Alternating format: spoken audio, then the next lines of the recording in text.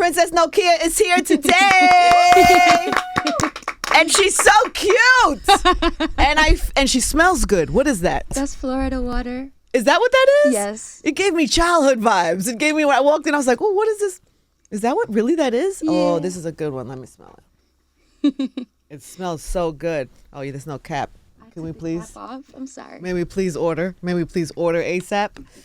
And it's crazy to me that we have actually never been in each other's presence, because I feel like I know you because we have mutual friends, and also we follow each other on socials, and I've watched your career.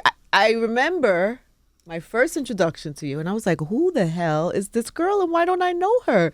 It was, I think you were at Brown, that clip? Yes, that went viral. Brown University interview. And you posted it, and it was the first time someone from such an elite presence ever acknowledged me or anything that I was about. And it meant so much to me, because I really, like I just said to you off camera, by the way, Angie is such an inspiration to me. And you sharing that and acknowledging me, and just, it gave me such a beautiful redemption and made me feel like I was doing the right thing, and that I'm, right on God's time. That's so nice to say. But also, you gave me, like, first of all, I felt everything you said. It was so honest, and it was so different from anything that I was hearing from, like, new, young artists talking about in conversations. And spiritual solitude is a huge component in self-evolution. And when you want to evolve, or you are evolving, regardless if you want to or not, like someone like myself, who is developing clairvoyant abilities by the age of 20, because that's my genetic disposition as a Caribbean person, it comes to you, and you have to accept it. It says in many books, many esoterics, that it's going to come to a point where you're not going to relate to people anymore, and people are not going to relate to you. And the things that you used to share your time with, or anything, whether it be the parties, girl, the men I was with, the friends I used to be friends with, they didn't relate to it anymore. And then also, you look like you look, so I'm like, oh, she's like a Puerto Rican girl. She's from New York, and why don't I know this little? Why don't I know her? I felt like sad that I didn't know you. And then, but you were talking about like spiritual solidarity, and for somebody who didn't see it, give me like a little synopsis of what that day and that conversation was. Well, the conversation was really about the release of my first hip-hop album, 1992, and it was during the press run, and I also have a background in radio, and I had a feminist radio show that I did called Smart Girl Club, and I had a huge following. I was really inspired by the Riot Girl Bikini Kill movement that I grew up with, and I wanted to correlate that to brown women, black women, women of color.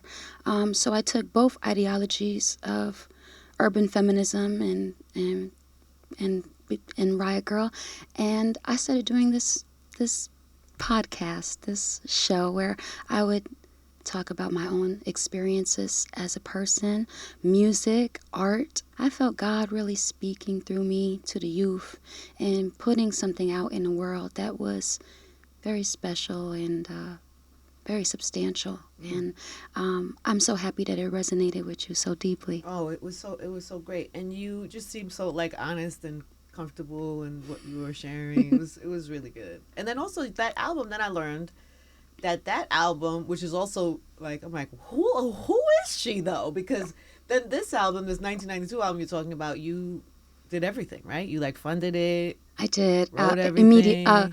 Initially, yes. Yeah. It was in 2016, it was a mixtape that I had put out on my own website that I created with a web designer, and I did all the graphic design. I designed all the merch.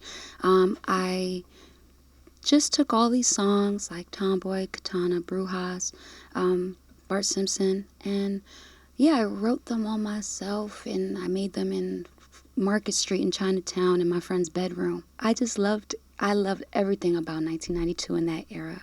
And you were so like young and free, and where did you even get the motivation and the will to like, or the understanding that you could do all that by yourself?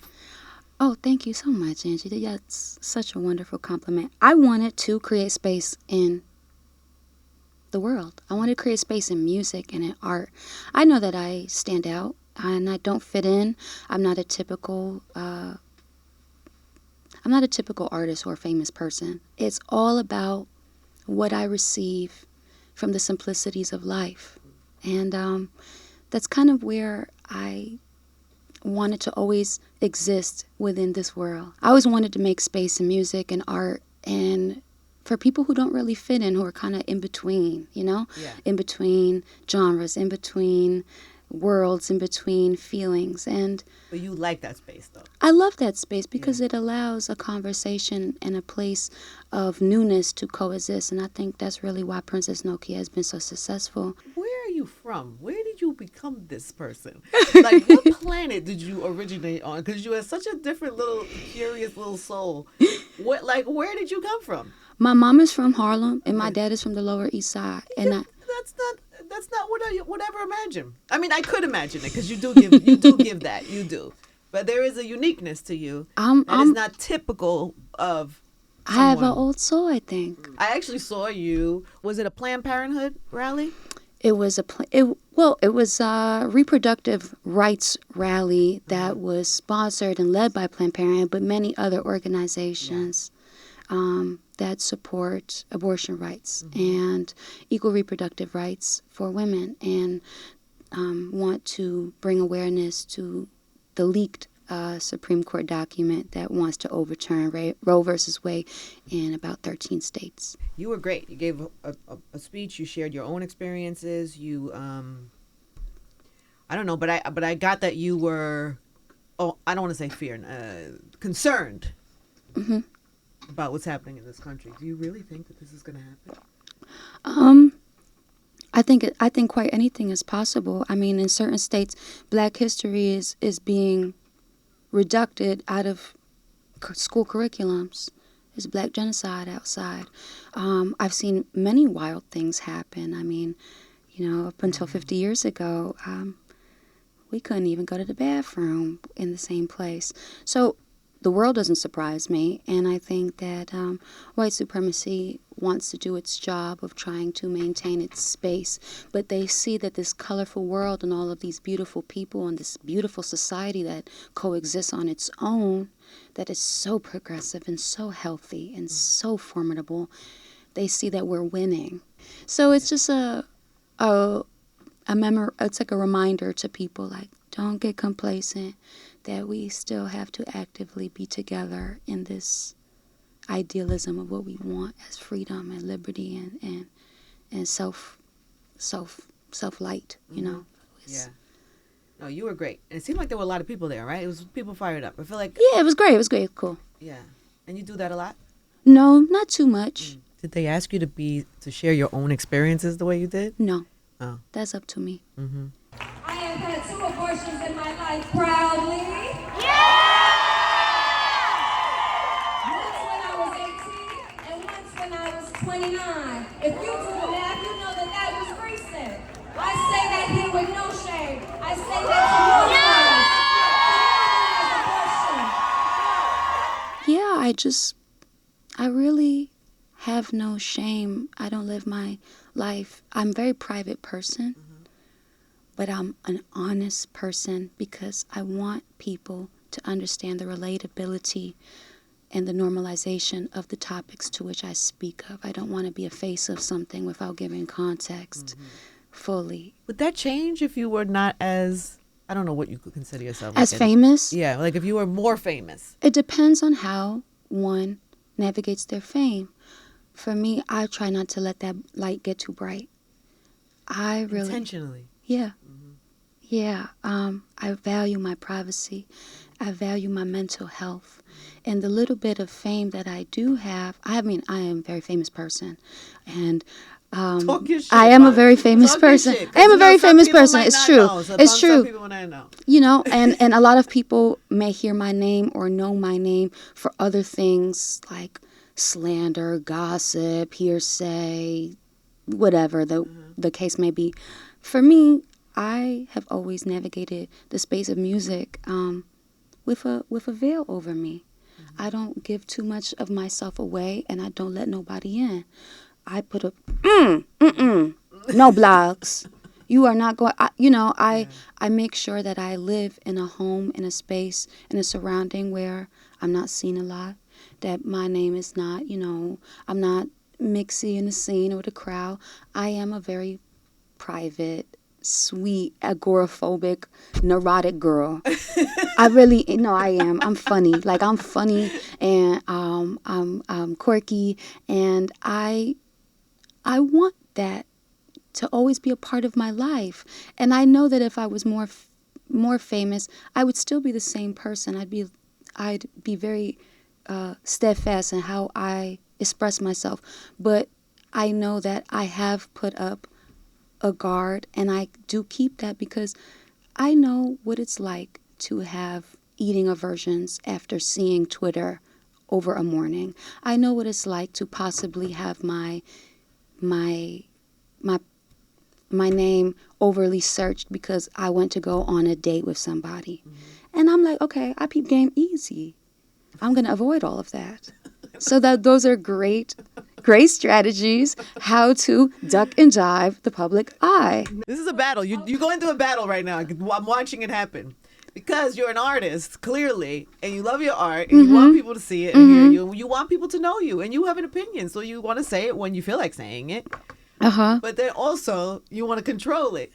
Sometimes I just want to tell people to F themselves. Yes. Sometimes that feels good. Yeah. Can you act? You're a good actress. Yeah. I feel like I can act. I have a little background in theater. Yeah, I was going to say, what have you done? I've been in one feature film, and I just recently came out in a short film, independent film. You did I do voiceover work. Yeah. I am a commercial composer.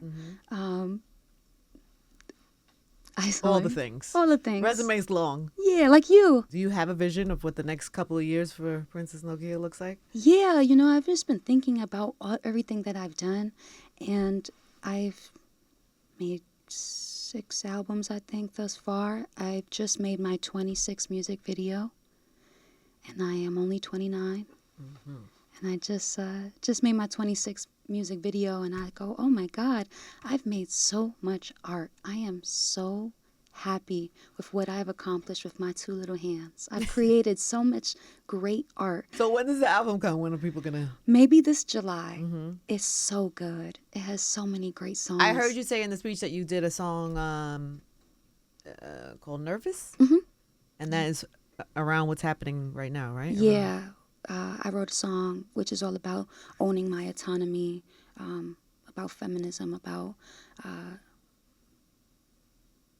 exhausting male gaze upon women's bodies that has to stop. Please. No, I'm just kidding. Talk your shit. No, I'm being honest. Like, Yeah. I make music that sparks joy and sparks question. And I wrote a song. I just went to the studio with this guy I met the other day named Sam, and I said, I want to make a song about Roe versus Wade. I want to make a song about owning my autonomy, owning my body. And we did it. We made a really cool house song. When do we get it? When does the public hear all this new music? Oh, probably in the summer and the fall. Okay. It still has a working title, but there's a video I shared with you, and I wrote that too. And it's all about how these amazing women that I watched on TV growing up made me feel. And, I'm a pretty regular, normal person, very low maintenance, But when I get on stage or when I get on camera, I turn into a different person. I become my full self. I become a diva. I become a supermodel. I become that girl, honey. I become a grown woman. Like, I'm that, And it's so funny because I am really messy. I'm really geeky. I'm very nerdy. I'm very private. I'm very, what's the word? Don't look at me. But I can transform. And I love that. So I wrote a song called Diva because... And I said, I feel like Beyonce. I feel like Shakira. I feel like Britney. I felt like Christina. Rest in peace, Aaliyah. I was just talking about what it was like to grow up in the golden age of MTV. There's other things that reflect my heritage, my culture that you hear on the record. And it's just great writing. Well, I can't wait. Congratulations. Thank you so much. It was so nice to have you and meet you finally. Oh, thank you. It is. And the next truly... time we talk, we'll have all this new music out. Can I ask something of you? Yeah. Do you mind? No. Is that okay? Sure. Okay. Oh, are we doing Ask Angie? Yes. Uh-oh. All right, Angie Martinez. Oh, gosh. No, I'm just kidding. Princess Nokia. Mm-hmm. I like you as the interviewer. Oh, honey, I hope that you can pass the torch down to me. Oh, okay. Yeah. Okay. We're going to talk about that. Now I know where the camera is. Bing, bing. Angie, Yes. I have been a fan of yours for as long as I can remember. You have served as a beacon of inspiration for me. I have to ask you, how much fun did you have on the video set of Ladies Night? You know, it's so funny. I just did an interview about this because it's about to be 25-year anniversary is coming up. When? Next month? Yeah. Like next month is the 25th anniversary. It must be Angie on the mic, the buttercream, honey, got the sugar, got the spice, keep the rice tight. Oh, wow. I'm the rookie on this all-star team. Me and Kim is getting cream like Thelma and Louise. Put on Chrome. Never leave that brick alone. And if you say a song, then the song. There it is. Bang, this in your whips. It was as fun as you imagine it to be. Honey, they were shaking, and I just... It was a room full of women, Oh, by the my way. And it God. wasn't just like the girls who were on the song, which were all, you know. You had Aaliyah there? You had 702 there? Or was it In Vogue? Mary was there. Mary was there. Total was there. Total was there. I mean, it was TLC. Oh, Everybody.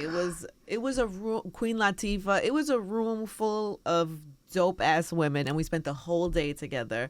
And we were being silly and drinking and laughing and learning from each other and playing tricks on each other and doing pranks to other people. Like if you fell asleep on set, it was a problem. Like it was really everything. It was a.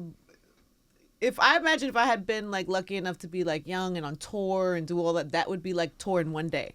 It was like all those dope experiences in one You experience. had the most fun one could imagine. Yeah, it was a perfect opportunity for me because I was new in the space. I had been on 1 or 2 songs ever, so it was a perfect introduction to that world. It was like a kid being, it's like It's if one of you're my a favorite- baseball fan and you get to go play with the Yankees, when they throw you on the Yankee to go play with the Yankees one day, or if you're a basketball fan and somebody's like, hey, Steph Curry's in town and wants to know if you want to shoot around with him and his team. You're like, okay. That's kind of how it felt for me. That brings me so much joy because I just know how fun that fucking was. For I'm so sure. sorry for cursing. No, it's okay. Okay. Please. Please. And the second question I wanted to ask was, I admire your career so deeply. How does one maintain being a broadcast icon, an artist, a journalist, a mother, and a cultural impactor? I just want to know, how do you keep your peace of mind, and what gives you the love to continuously go in the heights that you've gone? Because I know that you have so many other things that you are going to continuously do, and like that to me, I want to be just like you. Oh my God, that is the sweetest thing ever. I really do. Thank you. Like, Thank you. can you give me a word of sage? I don't think there is ever. Well, the first part of the question was about how do you keep a piece. Yes, like You try, but you don't always. Sometimes you get out of whack. Every time you get out of whack, you have to pull yourself back. Or you get misguided for a minute, or you're not clear about your goals or whatever for a minute. So we all get off track. But, I think I have a good moral grounding. I try not to do wrong by people. I try not to do anything that's not true to myself. And so I think that that's always a good place to come back to. And then I think you got to love what you do still. I'm interested in people. I like meeting new people. I like really getting to hear people's stories. Like I genuinely love that part of my job. So there's still truth in that. And then yeah, I look to be better all the time. I'm still trying to be better. I'm still trying to figure out what's next. I never feel complacent or like, I've done enough. I never feel like I've done enough. Not in a bad way. Appreciative no, I think that's of it. so wonderful. But also like, what else could I do? What else is out there? What am I not tapping into? I always think that. So that keeps you going if you stay with that type of You have the most genuine spark of joy. Thank and you. I think that's lovely because I like to hear other people's stories as well. Well, you might be fit. You might be built for this. You might be outside of the mic. We might see more of that from you. Perhaps. Princess Nokia, everybody. It's Power 105.1.